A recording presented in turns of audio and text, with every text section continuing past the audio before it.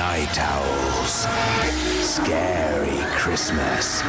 You with Alan Robson, Metro Radio, and across the world on the web tonight from this tomb-like building, an ossuary here in Paris. And we're playing you the sounds of the dead from all over the world. Possessions, regressions, and a story from Australia. Now, as you know, we got listeners in Perth. Perth is the state capital of Western Australia, founded back in 1829 on the Swan River.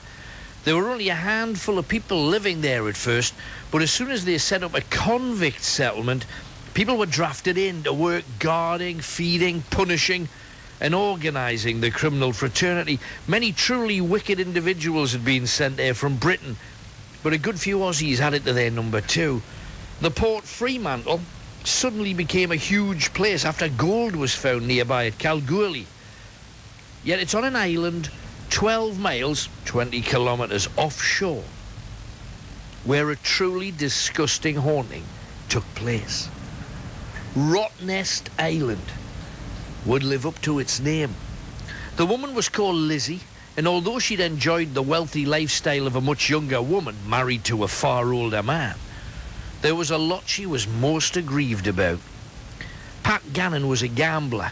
He spent most evenings getting totally intoxicated and returning home to vomit all over their palatial home. Lizzie, on the other hand, simply entertained herself with a string of young lovers to give her the attention that she'd once got from her husband. The Gannons had lived in a homestead on the Swan River, but they spent much of their time travelling across Australia. They had no neighbours, so when Gannon went missing, who would know? His gambling buddies were scattered across the country at all of the places he did business. They knew he was hammering his old body, and it was only a matter of time before drink would kill him. His murder was never even reported. Lizzie Gannon merely collected all of his monies, sold his house, sold his land, and returned to Ireland where a family all lived.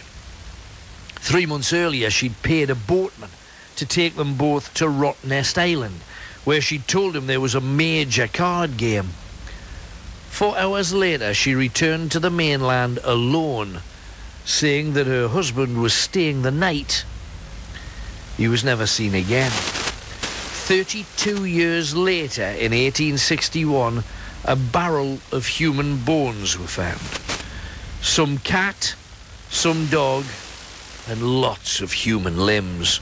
Each one showed marks of being filleted with butchery tools that were also found in the barrel. And it seems whoever it was in there, almost certainly Gannon, he'd been murdered with a meat cleaver.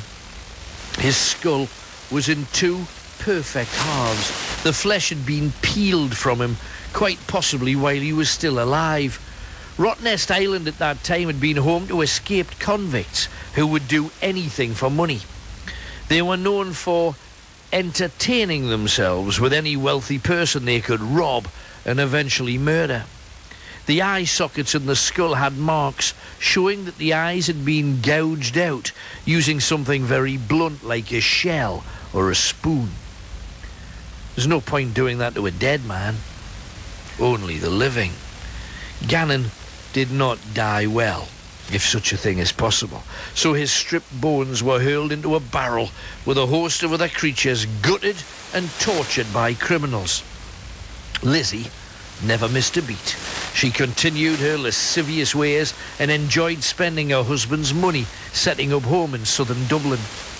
Rottnest Island had a small woody copse said to have been an outlaw stronghold in the mid-1800s, and if you visit this place, it instantly just feels wrong. There's an attitude to it. You feel anxious, you feel threatened. There have been numerous accidents to those who visit. In 1903, a minister fell and broke his neck there.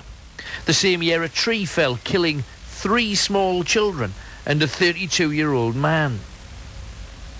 Across the next century, over 200 accidents ranging from the loss of a thumb to the strangling of a schoolgirl. The place is badly stained, and yet the most vivid proof came in a recording made by a Japanese TV crew visiting there in 1977. They were filming wildlife and left their cameras turning on this copse of trees. You can hear the myriad of birds singing sweetly for almost a minute. And then out of nowhere, in the distance, a male scream as if he's being tortured. Man's literal last hurrah, or some other poor victim of the scum of the earth who had made the island their home. Here's that piece of footage from Japanese television.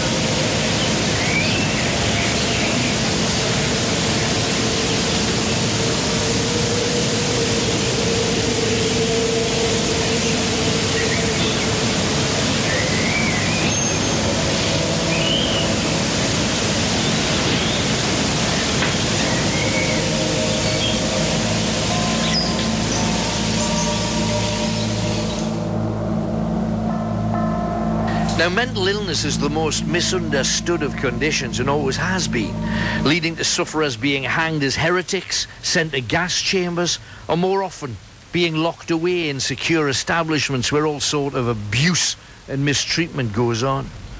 This was the easiest way of removing an enemy or a rival. If you were wealthy enough, you made allegations against someone, and then you would pay a doctor to certify them insane. This would lead to their lands and belongings being sold off or claimed by the state, or more often the church, whilst the hapless victim would be placed into an asylum for the rest of their lives. In the 1700s, many people were muzzled to stop them talking. It was only ever removed for one single feeding a day, and if they tried to speak then, the food would be taken away. Some were manacled to beds for 30 years, eating, excreting, and sleeping in a 3-foot square. To suggest the mentally ill were ignored by society would be understating the true horror. It's now considered that as many as 70% of the people in asylums and sanatoriums between 1200 and 1900 should never have been there.